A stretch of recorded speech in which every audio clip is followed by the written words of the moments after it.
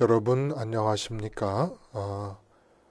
십자가 복음방송 주일 설교 시간입니다. 5월 19일 주일 하나님이 주시는 말씀은 마태복음 13장 41절에서 50절까지 말씀 같이 읽어보겠습니다. 시작. 인자가 그 천사들을 보내리니 그들이 그 나라에서 모든 넘어지게 하는 것과 또 불법을 행하는 자들을 거두어내어 풀무불에 던져 넣으리니 거기서 울며 이를 갈게 되리라. 그때의 의인들은 자기 아버지 나라에서 해와 같이 빛나리라. 귀 있는 자는 들으라. 천국은 마치 밭에 감추인 보화와 같으니 사람이 이를 발견한 후 숨겨두고 기뻐하며 돌아가서 자기의 소유를 다 팔아 그 밭을 사느니라. 또 천국은 마치 좋은 진주를 구하는 장사와 같으니 극히 값진 진주 하나를 발견하매 가서 자기의 소유를 다 팔아 그 진주를 사느니라. 또 천국은 마치 바다에 치고 각종 물고기를 모는 그물과 같으니 그물에 가득함에 물가로 끌어내고 앉아서 좋은 것은 그릇에 담고 못된 것은 내버리느니라. 세상 끝에도 이러하리라. 천사들이 와서 의인 중에서 악인을 갈라내어 풀무불에 던져 넣으리니 거기서 울며 이를 갈리라.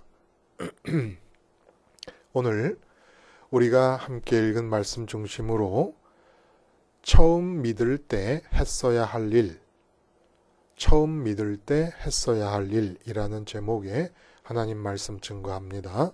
처음 믿을 때 했어야 할 일이 무엇인가요? 여러분, 미란다 원칙이라는 거 아시지요? 미란다 고지 이렇게 얘기하기도 합니다. 경찰이나 검찰이 범죄 용의자를 이제 체포할 때에 그 이유와 변호인의 도움을 받을 수 있는 권리, 그리고 자기 자신에게 불리한 진술을 거부할 수 있는 권리 등이 그 체포되고 있는 범죄 용의자에게 있다는 사실을 반드시 알려주어야 됩니다. 이것을 알려주지 않고 체포를 해서 자백을 받아내고 해도 무효가 된다는 거예요. 1963년 3월에 미국 애리조나주 피닉스에서 멕시코계 미국인 에르네스토 미란다라는 21살 젊은이가 피닉스시 경찰 당국에 납치 강간 혐의로 체포가 됐습니다. 이렇게 체포돼갖고 이제 그 경찰관에 의해서 조사를 받는 중에 처음에는 무죄를 주장했지만 한 2시간가량의 신문 과정 후에 범행을 인정하는 자백을 하게 되고 범행 자백 자술서를 제출까지 하게 됩니다. 근데 정작 재판이 시작되자 이 미란다는 자백을 번복하게 돼요. 그리고 자기가 진술한 내용들을 증거로 인정하는 것에 대해서 이의를 제기합니다. 근데 애리조나 주 법원은 그의 주장을 받아들이지 않고 최저 20년, 최고 30년의 중형을 선고했다고 합니다. 그러니까 이 미란다가 주 대법원에 상고를 해요. 거기서도 역시 유죄가 인정됐어요. 그러니까 최후의 연방 대법원에 상고를 했는데 이때 미란다의 변호인이 주장한 것이 뭐냐 하면은 미국 헌법에 보장되어 있는 불리한 증언을 하지 않아도 될 권리와 변호사의 조력을 받을 권리를 침해당했다고 주장을 하게 됩니다. 그래서 연방 대법원은 3년 동안 이어온 이 재판을 마지막으로 판결을 하면서 66년에 5대4의 표결로 미란다에게 무죄를 선고하게 됩니다. 이유는 그가 자기에게 불리한 진술을 거부할 권리와 변호인을 선임할 수 있는 권리 등의 권리를 미리 고지받지 못했기 때문에 미란다에게 유죄를 선고하는 과정 자체가 잘못됐다고 본 것입니다. 그래서 우리나라 대법원도 2000년 7월 4일부터 미란다 원칙을 무시한 체포는 정당한 공무집행이 아니라는 판결을 내려버렸습니다. 이 미란다 원칙, 우리 그 영화 같은 거 보면 그런 장면이 나오지 않습니까? 체포하면서 형사가 그 용의자에게 얘기하잖아요. 수갑을 채우면서 당신은 당신에게 불리할 진술을 하지 않을 권리가 있고 변호사의 보호를 요청할 권리가 있으며 등등등등. 이 미란다 원칙을 고지해야 된다는 거예요. 근데 믿음에서도 마찬가지로 이런 미란다 원칙 같은 것이 있다는 것입니다. 처음 우리가 전도해서 결심자를 받아내거나 세례식을 할 때 반드시 고지해야만 되는 미란다 원칙이 있다는 것이에요. 그러니까 믿음이 처음 시작될 때 일어났어야 될 일, 미란다 고지와 미란다 고지에 대한 반응, 미란다 고지를 알려주면 전도하는 사람이나 목사님이나 누구든지 먼저 복음을 알고 있는 사람이 복음을 전도해서 알려줄 때 반드시 이 복음을 받아들이게 될 경우, 아니면 받아들이려면 당신에게는 이러이러한 일이 일어납니다라는 것을 가르쳐 줬어야 됐다는 겁니다. 근데 이것이 가르쳐지지 않고 고지되지 않음으로써 믿음 생활을 평생 30년, 40년, 50년을 해도 그 믿음 자체가 무효가 돼버리는, 아무 의미가 없는 믿음이 돼버리는 그런 결과를 지금 우리들은 눈앞에서 보고 있다는 것입니다. 믿음이 처음 시작될 때 일어났어야 될 일, 믿음을 처음 갖겠다고 하는 사람에게 체포하는 형사가 용의자에게 알려줘야 되는 미란다 원칙같이 알려줘야만 되는 그 내용이 무엇입니까? 이게 바로 오늘 본문에 나온다는 거예요. 한마디로 다 팔아야 된다. 그 유명한 밭의 비유, 밭에 감추어진 보화의 비유와 값진 진주를 발견한 장사꾼의 비유, 이 두 비유 모두 공히 다 팔아야 된다는 것을 얘기해주고 있다는 겁니다. 이 다 팔아야 된다라고 하는 이것이 복음을 받아들이겠다고 하는 사람에게 반드시 알려야만 하는 미란다 고지와 같은 것이라는 겁니다. 이 미란다 고지와 같은 다 팔아야 된다라는 이 사실을 알려주지 않고 복음을 전해버리면 다 파는 것은 고사하고 이미 갖고 있는 것이 더 커지고 더 많아지고 더 잘 될 것이라는 그런 마음이 들게끔 전도를 했다 그러면 전도 자체가 불법입니다. 그러므로 불법적인 전도를 받고 믿음을 가졌다고 생각하면 믿음의 길을 시작한 사람들의 믿음은 일평생을 믿어도 그건 믿는 게 아니라는 것입니다. 마치 미란다 고지를 하지 않고 체포하여 시작된 법적 모든 이 판결의 과정 자체가 무효가 되는 것처럼 믿음 자체가 무효가 되어버린다는 거예요. 그래서 다 팔아야 된다는 사실을 알려줬는데도 불구하고 내가 다 팔아가면서 믿겠다고 하는 사람이 온전한 믿음의 길을 시작할 수 있게 되는 것이라는 얘기입니다. 근데 오늘 그 유명한 이 세 비유가 같이 묶여 있어요. 그렇죠? 밭에 감추어진 보화의 비유, 아주 극히 값진 진주를 발견한 장사의 비유, 그리고 그물 비유.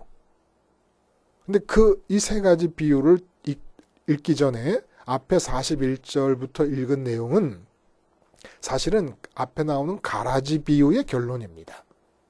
근데 맨 마지막 43절, 그때 의인들은 자기 아버지 나라에서 해와 같이 빛나리라.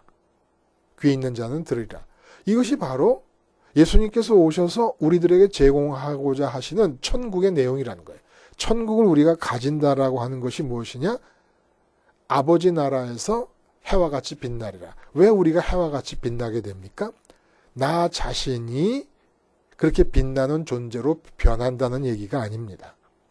지금 하늘나라에서 천국에서 예수님과 하나님께서 함께 하시는 형태는 예수님이 따로 독립적으로 계시면서 혼자 빛나는 그런 모습으로 계시고 하나님 아버지는 아버지대로 따로 독립적으로 계시면서 빛나고 계시는 것이 아니라 예수님과 하나님은 성령님을 통해서 서로의 안으로 들어가시는 하나 되심 속에 계십니다.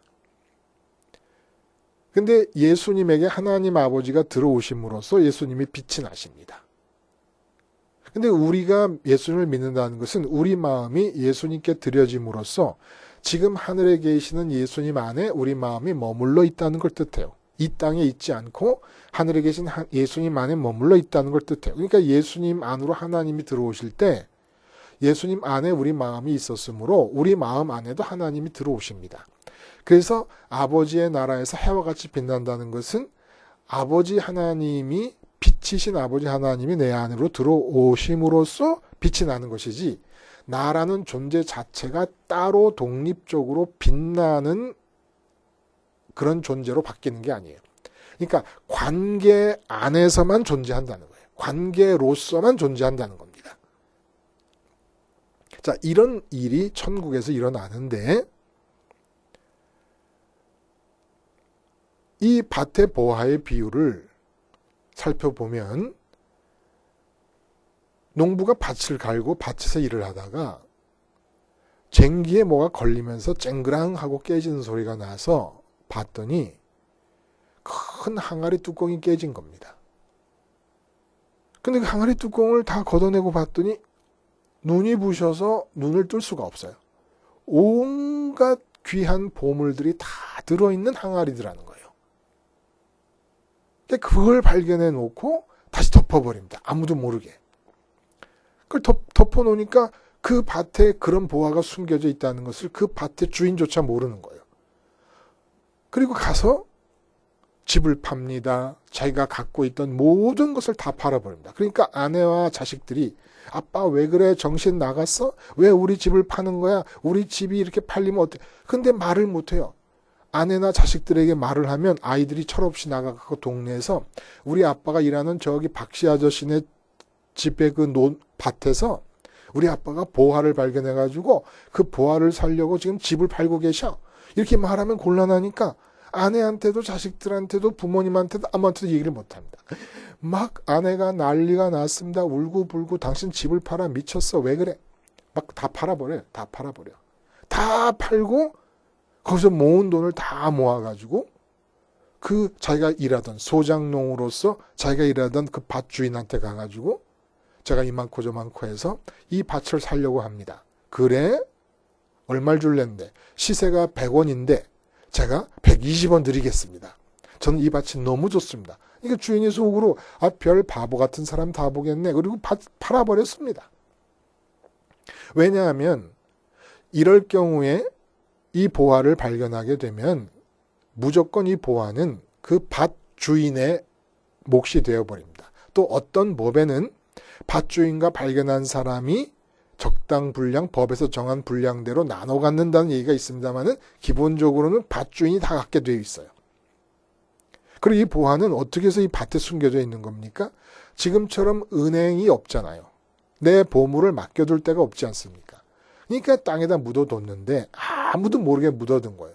아내한테 묻어두면 몰래 친정에서 와가지고 아내를 싹 이렇게 꼬드겨갖고 그 친정 처남이 사업하는데 돈 좀 빌려달라 그러면 아내가 몰래 남편 몰래 뚜껑 열고 보물 갖다가 줄까봐 남편들이 아무도 모르게 자기 혼자만 안 장소에 딱 갖다 묻었는데 자기가 갑자기 죽었습니다. 죽는 게 무슨 알려지고 죽어야 말이죠. 자기도 모르는데 갑자기 죽음이 왔어요.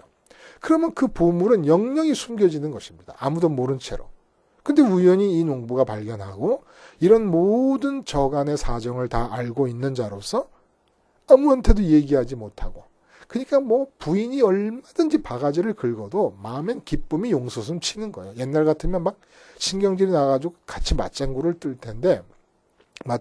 텐데 그래서 팔아가지고 밭을 산 다음에 그 보물을 다 자기 것으로 해가지고 하니까 나중에 이 아내와 자식들과 부모님이 얼마나 이분을 정말 대단하게 보겠습니까? 자, 뭘 비유하자는 거예요? 도덕적이고 윤리적이고 양심적인 차원을 염두에 두지 않으시고 예수님께서 밭에서 일하다가 보화를 발견한 농부의 마음 상태를 천국을 갖게 되는 사람의 마음으로 비유하는 겁니다. 천국이라는 게 이렇게 좋다는 것을 비유로 표현하는 것이에요. 그래서 이 비유에서 중요한 요소는 천국의 가치가 이렇게 내 마음에 정말로 밭에 감추었던 보화를 발견한 농부와 같이 천국이 그렇게 좋게 천국의 좋음이 느껴지느냐라는 거예요.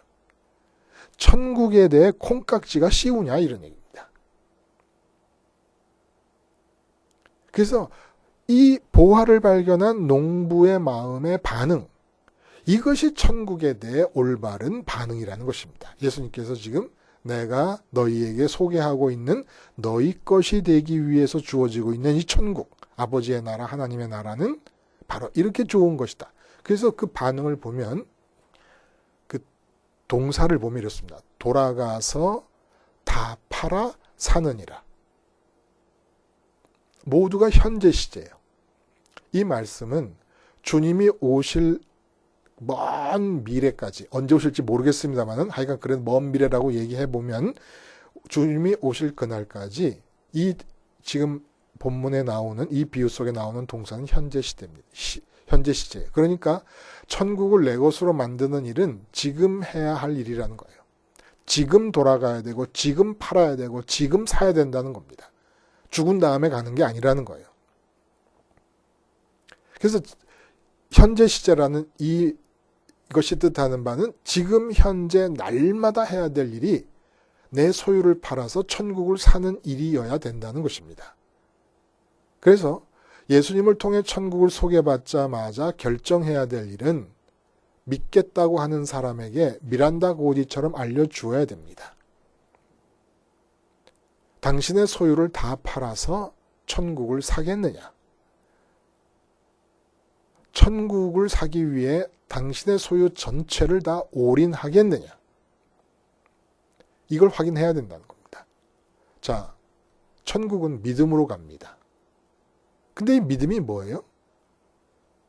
믿음이라는 것은 천국의 가치가 밭에 감추어진 보화를 발견한 농부의 마음이 반응하듯이 그렇게 천국이 좋아서 지금 내가 소유하고 있는 모든 것을 다 팔아버리는 것이, 그 팔아서 천국을 살려고 하는 것이 이게 믿음이라는 겁니다.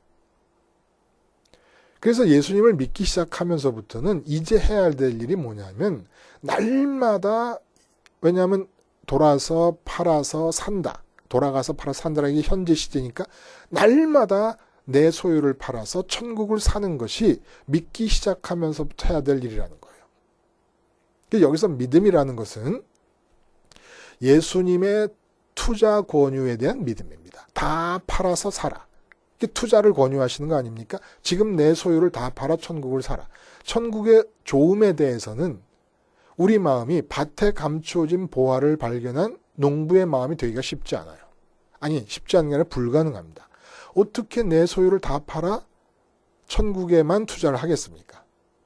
올인하는 것 아니냐? 예수님이 이렇게 말씀하시더라도 올바른 마음이 올인해야 되는 것 아니냐? 그 정도로 천국이 좋다는 것을 내가 직접 확인할 길이 없지 않습니까? 밭에 감추어졌다라고 하는 말이 뜻하듯이 천국의 좋음은 이 세상 모든 사람들에게 감추어져 있습니다. 지금. 만약에 천국이 진짜 카탈로그라든지 동영상을 통해서 천국이 촬영될 수 있어서 천국 촬영한 동영상을 우리 사람들한테 보여준다 그러면 천국 좋아하지 않고 지금 내 소유를 다 팔지 않을 사람이 아무도 없습니다. 근데 밭에 감추인 보화라는 말이 뜻하듯이 그렇게 드러내 보여주기만 하면 다들 정신이 화딱 돌아서 모든 소유를 다 팔아버릴, 심지어 내 몸까지 팔아버릴 것입니다. 몸까지 팔아서라도 천국을 살 돈을 마련해야 된다면 그렇게 할 것이 분명한데 감추어져 있는 거예요. 밭에 감추인 보화처럼. 그래서 천국의 좋음을 알 수 있는 길은 뭡니까? 예수님께서 천국에 계시다 오신 분으로서 네 소유를 다 팔아. 무조건 내 말 듣고 다 팔아. 다 팔아서 천국을 사는데 다 써라. 그래야 돼. 그래도 돼. 요 한마디 믿을 수밖에 없다는 거예요. 그러니까 믿겠다고 하는 사람한테 미란다 고지를 알려주듯이 우리가 해야 될 것은 천국이 좋다는 것을 예수님만 말씀하신다. 아무도 모른다. 예수님만 천국에 계시다가 오셨다가 다시 천국으로 가신 분이니까. 근데 예수님이 어느 정도로 좋다 그랬냐면 내가 갖고 있는 소유는 단 하나도 남기지 말고 다 팔아서 천국을 사라고 하실 정도로 천국이 좋은 것이다. 이 말 믿는 겁니다. 이게 믿음인 거예요. 예수님 믿습니까? 그러면 예수님께서 소개하신 하나님 아버지와 하나 되는 그 일이 일어나는 천국이 내가 지금 이 땅에서 가지고 있는 모든 것을 이미 나한테 주어져 있는 모든 것을 다 팔아서 사야 될 만큼 좋은 것이라는 걸 믿는 게 믿음이라는 겁니다. 근데 우리는 어떻게 믿느냐? 지금 내게 주어져 있는 소유를 더 크게 만들려고 믿습니다. 지금 내게 주어져 있는 이 몸의 건강을 끝까지 유지하려고 믿습니다. 지금 내게 주어져 있는 것들을 추진하고 계획하고 성취하기 위해 노력할 때 이게 이제 진주비유에서 나옵니다만은 이렇게 할 때에 그것이 이루어지게 하기 위해서 믿습니다. 진주비유에서도 마찬가지예요. 다른 것은 다 팔아야 된다는 게 똑같은데 다른 것은 밭에 감추인 보화의 비유에서는 농부가 우연히 발견합니다. 근데 진주비유는 진주를 찾아다니던 장사꾼이 발견합니다. 추구한다는 거예요.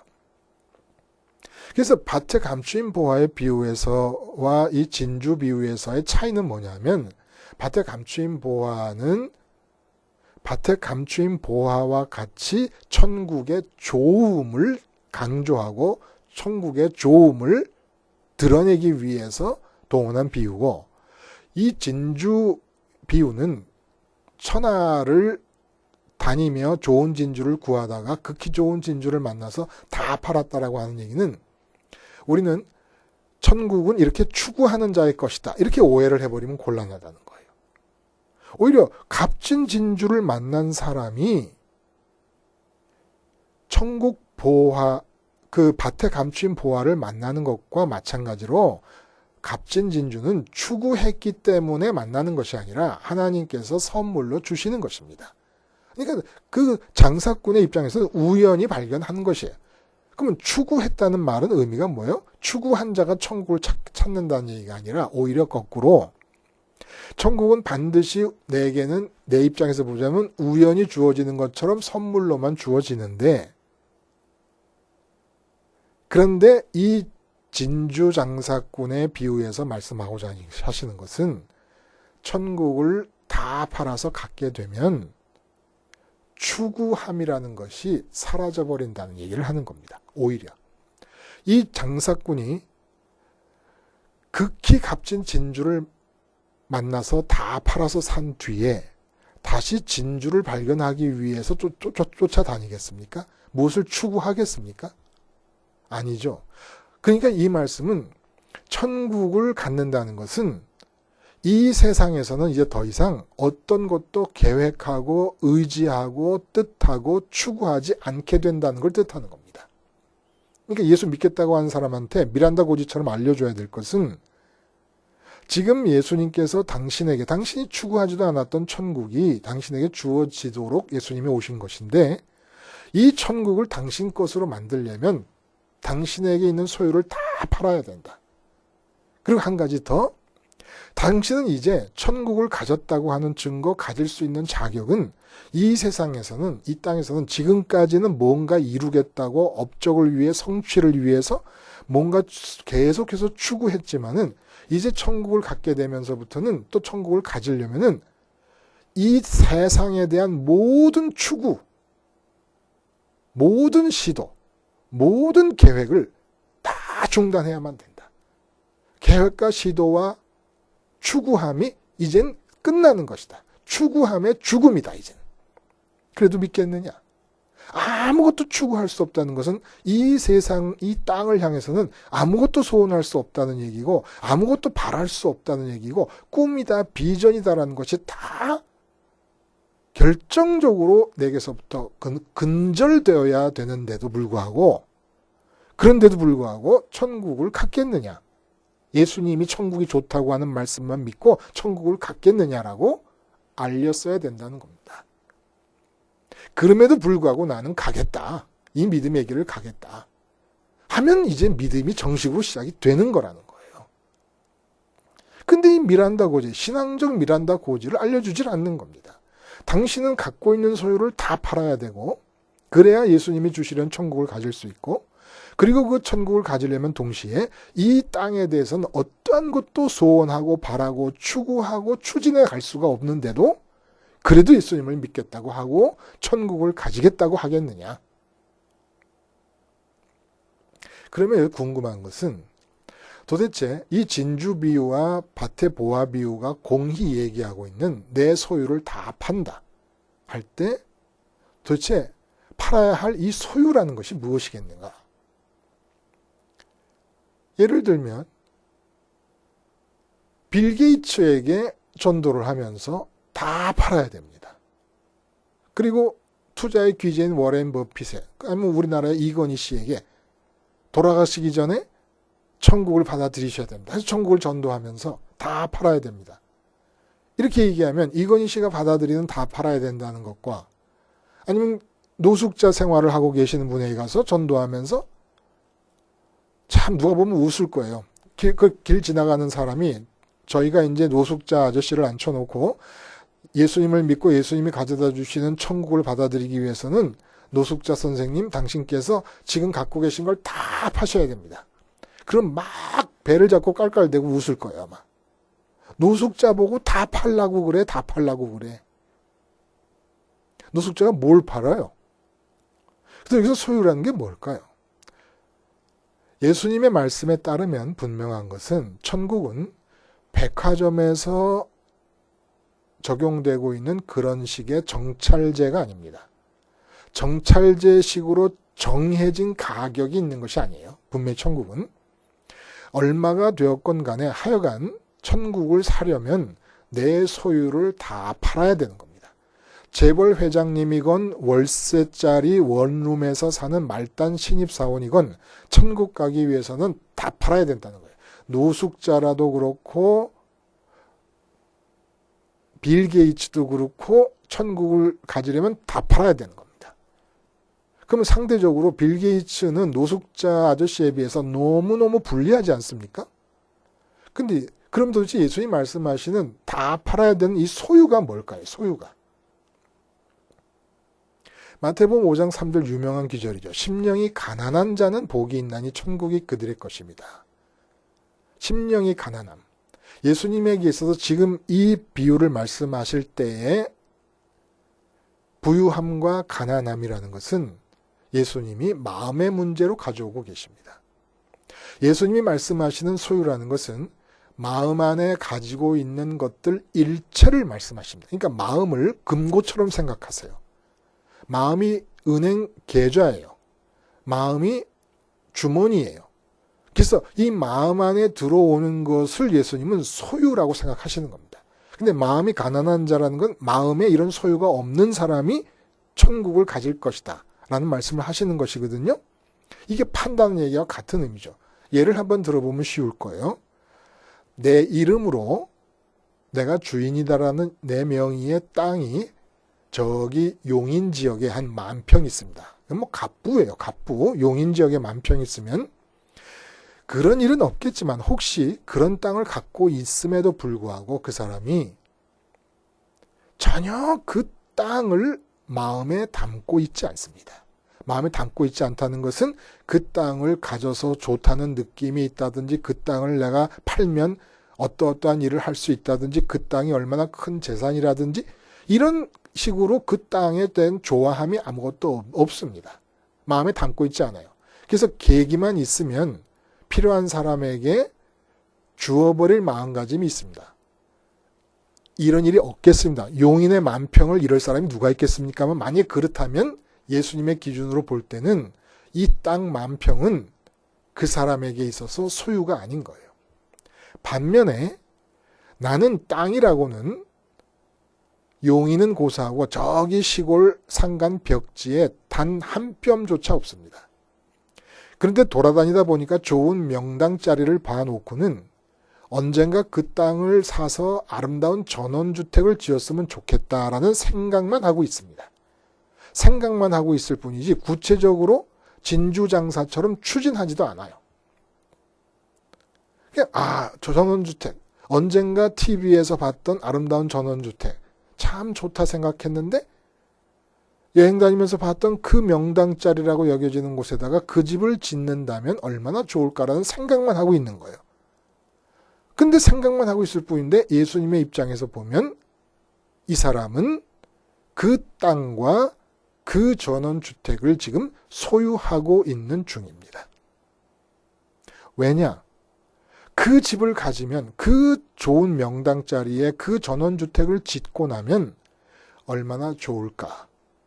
얼마나 좋을까라는 이 확신과 이 믿음과 이 기대가 내 마음이 지금 그 땅과 그 집을 소유하게 만들고 있다는 것입니다. 이런 재물뿐만 아니에요.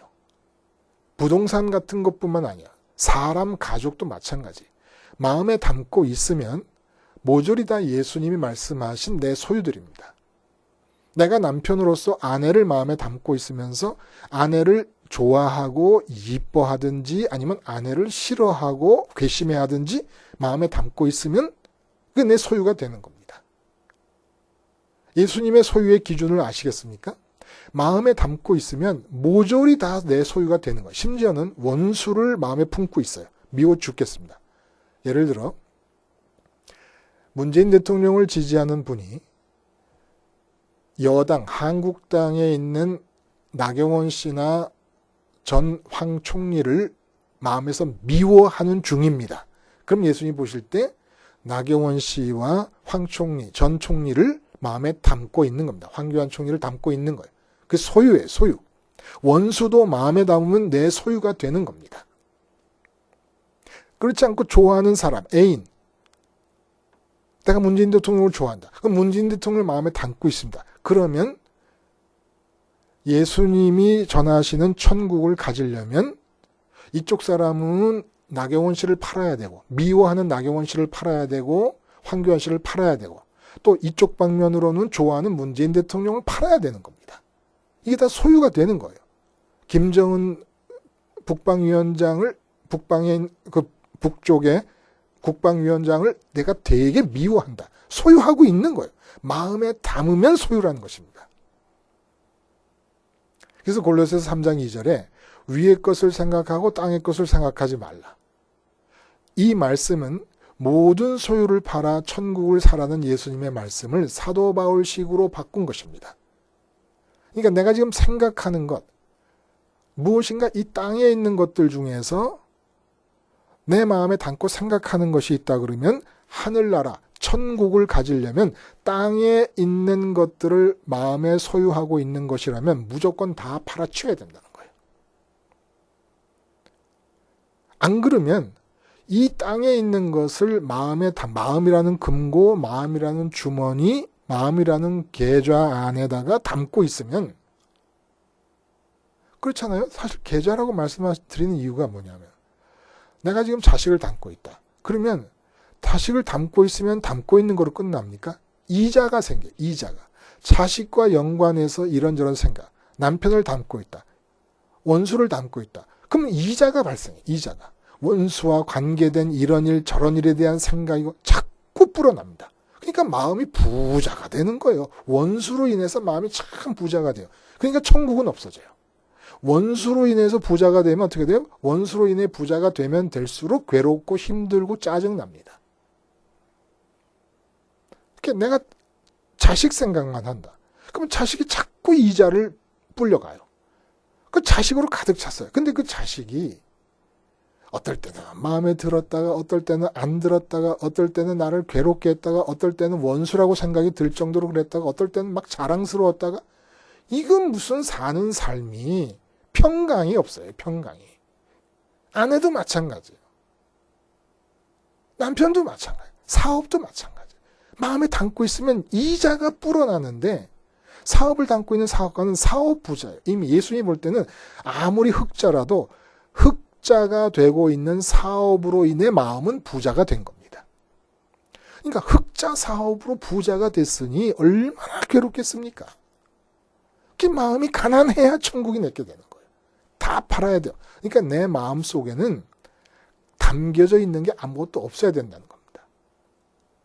자, 그래서 팔면 밭에 감춰진 보화와 진주, 극히 값진 진주를 발견해서 그것을 살려고 내 소유를 다 팔면 돈이 주어지잖아요. 그런 것처럼 우리 마음에 담겨져 있는 것들을 다 팔면 우리에게 뭐가 주어집니까? 어떤 것과도 연관되지 않은 순수한 마음이 주어집니다. 마음이 되돌려지는 거예요. 내가 내 마음속에 있는 아내를 팔아요. 마음속에 있는 아내를 팔아요. 그러면 아내와 붙어있던 마음이 내게로 되돌아옵니다.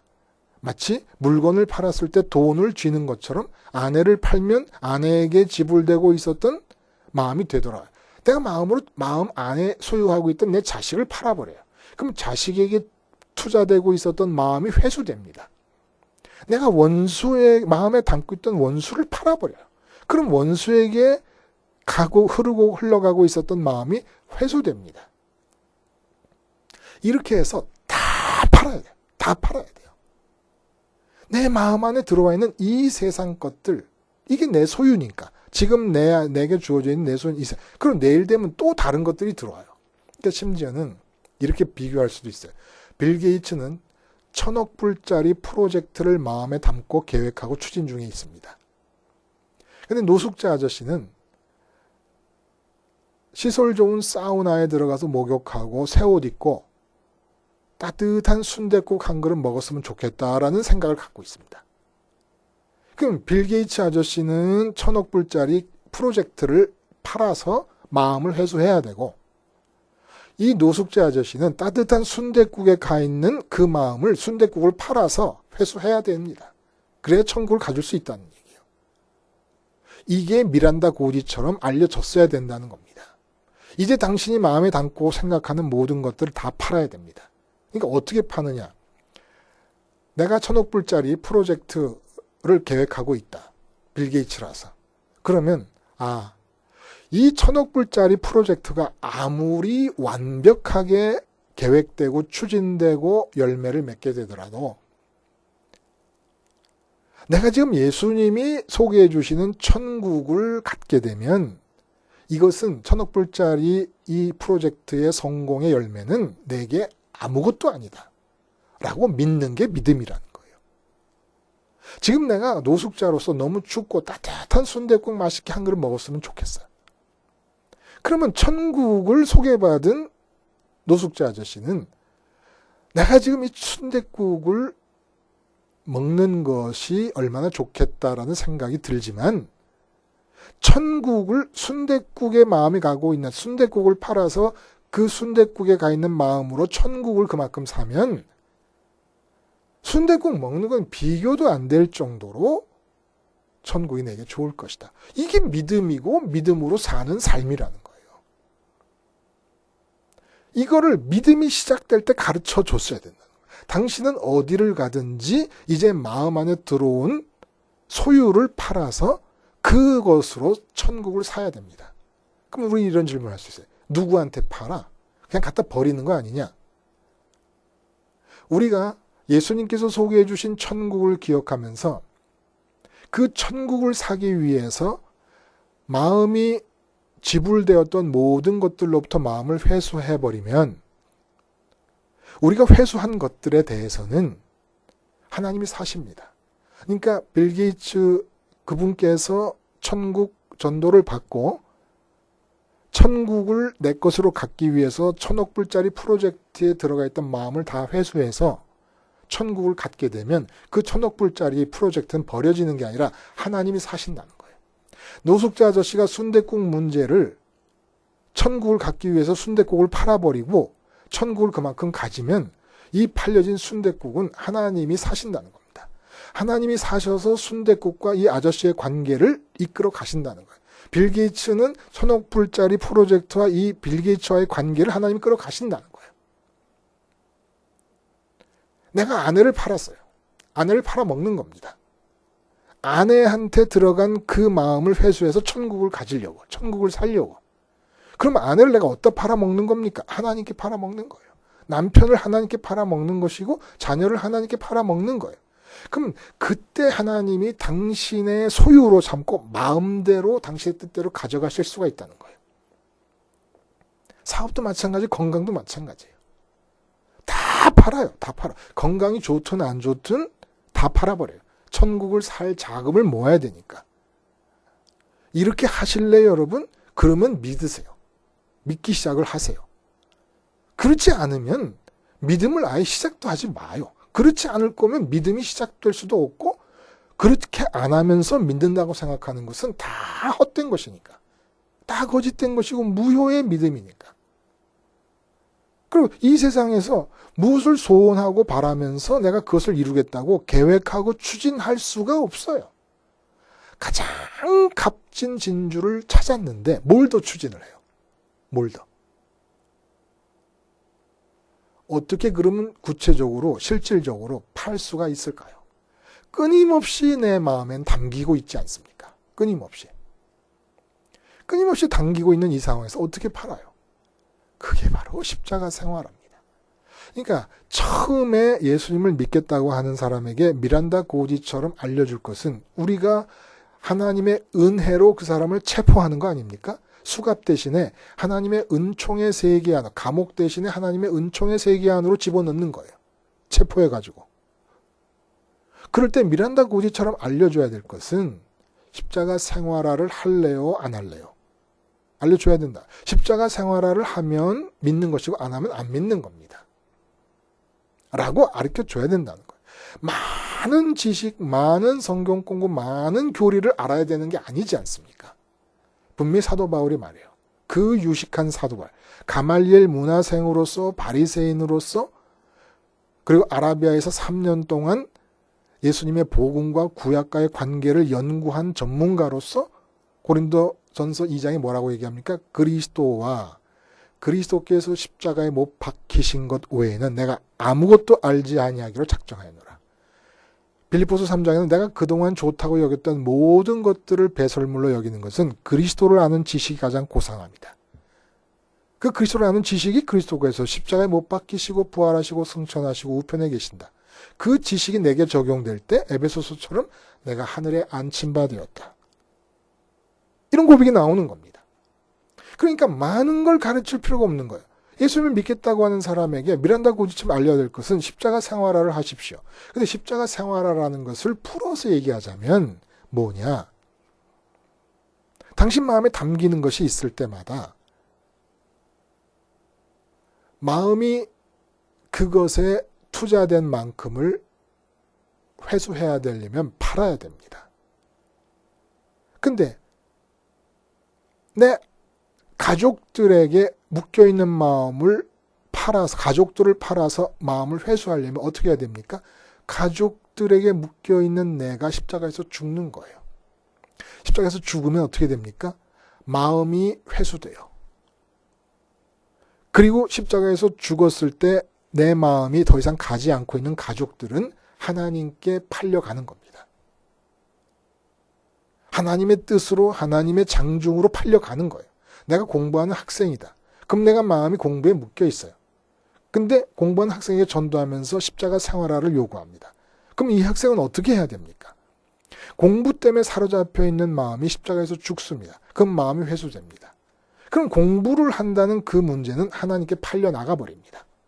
그래서 그 공부와 나와의 관계를 하나님께서 조정해 나가실 것이라는 거예요.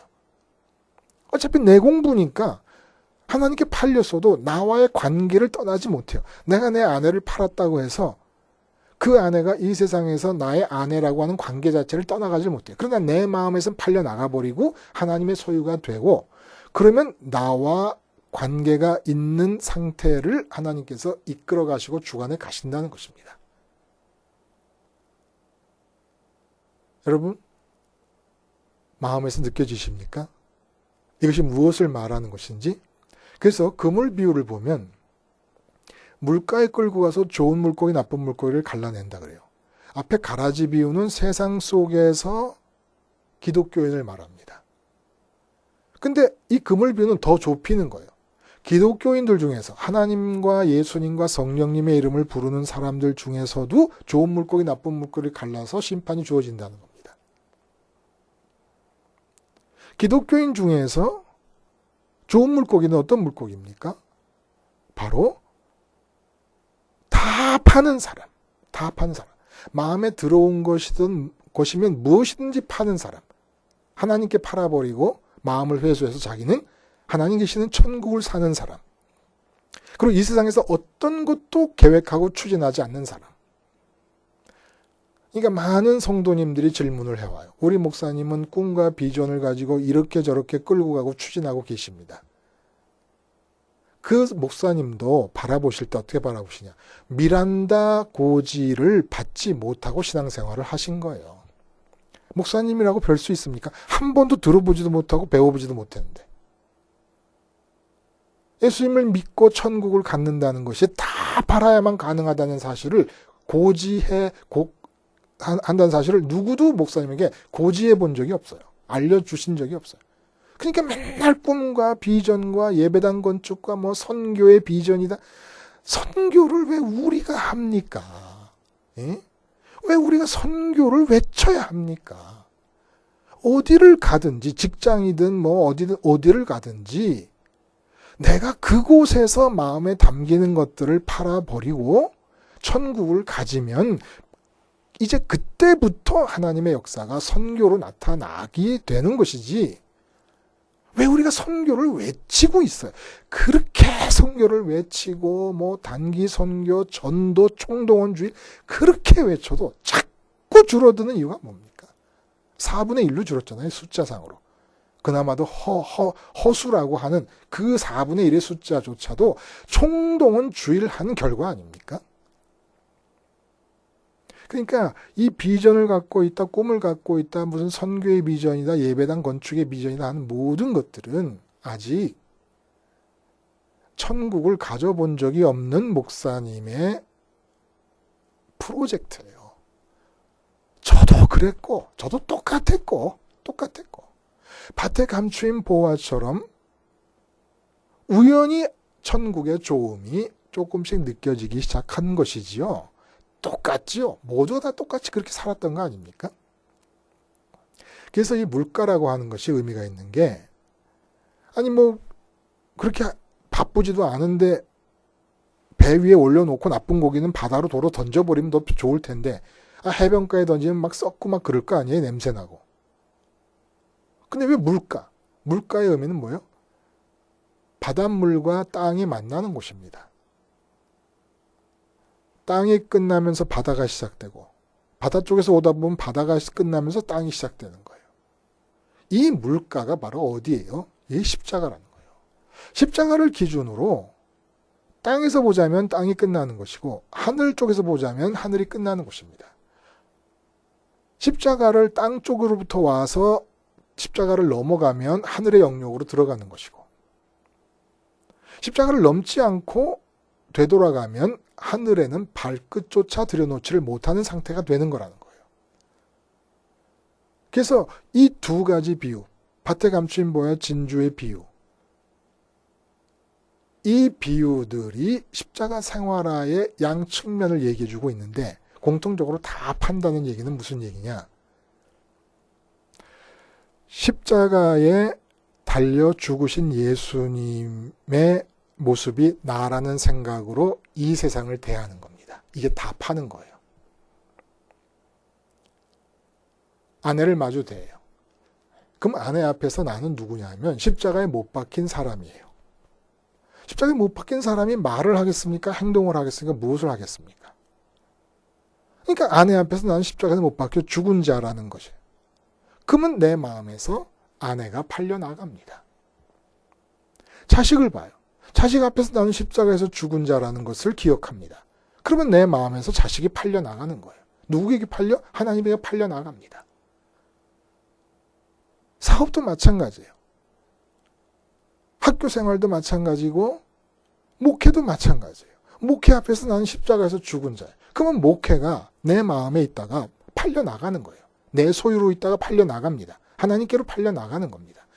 이렇게 해서 가족들이든 사업이든 목회든 공부든 뭐든지 간에 십자가에서 내가 이 세상을 향해서는 죽은 자, 십자가에서 죽은 자라는 걸 기억하고 이런 내가 무엇을 하겠는가 라고 하고 있으면 반드시 여러분이 경험할 수 있는 것들이 있습니다.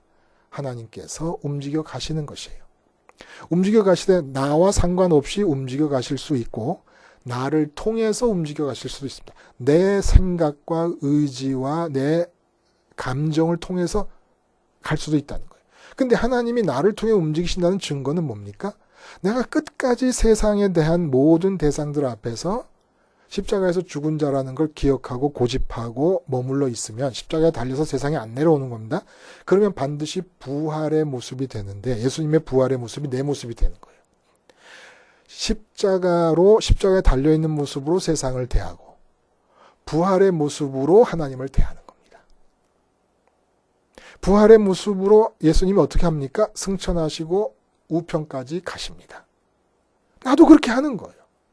예수님의 부활의 모습으로 하나님을 관계하고 예수님의 십자가의 모습으로 이 세상을 관계합니다.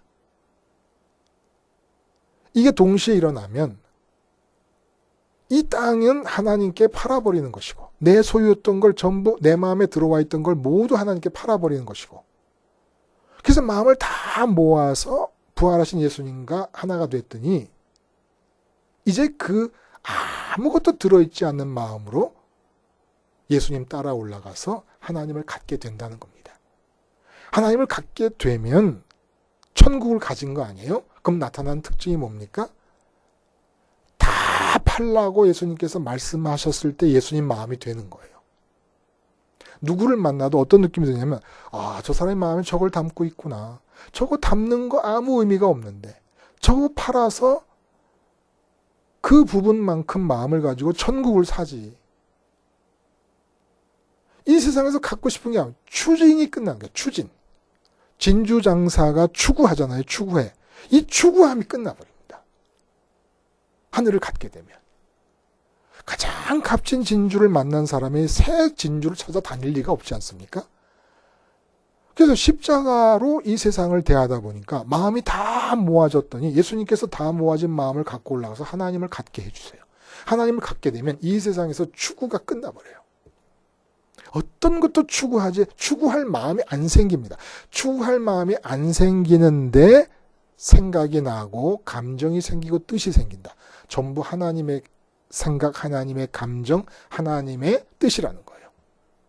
나를 통해서 움직일 때는 나 자신은 추구할 마음이 아무것도 없고 갖고 싶은 마음, 성취할 마음이 아무것도 없는 상태에서 하나님이 나를 장갑 삼으시는 일이 일어나고 내가 움직이지 않을 일에 대해서는 내가 팔아버린 것들에 대해서는 하나님께서 당신의 선하신 뜻을 향해 끌고 가신다는 거예요. 그러니까 모든 믿는 사람에게 신앙적 미란다 고지를 알려줘야 됩니다. 당신은 십자가 생활화를 해야 됩니다. 십자가 생활화를 한다는 것은 마음속에 들어오는 모든 생각과 어떤 마음 안으로 하여간 들어오는 것이 꿈이든 비전이든 생각이든 느낌이든 어떤 것이든지 간에 다 팔아야 됩니다. 이게 십자가 생활화의 의미입니다. 방법은 세상 것을 대할 때는 십자가에서 죽은 자로서 마주 대하고 하늘에 계신 하나님을 대할 때는 부활하신 예수님과 하나가 되어서 하나님을 대합니다. 이 두 가지를 할 수 있겠습니까? 물어봐야 된다는 거예요.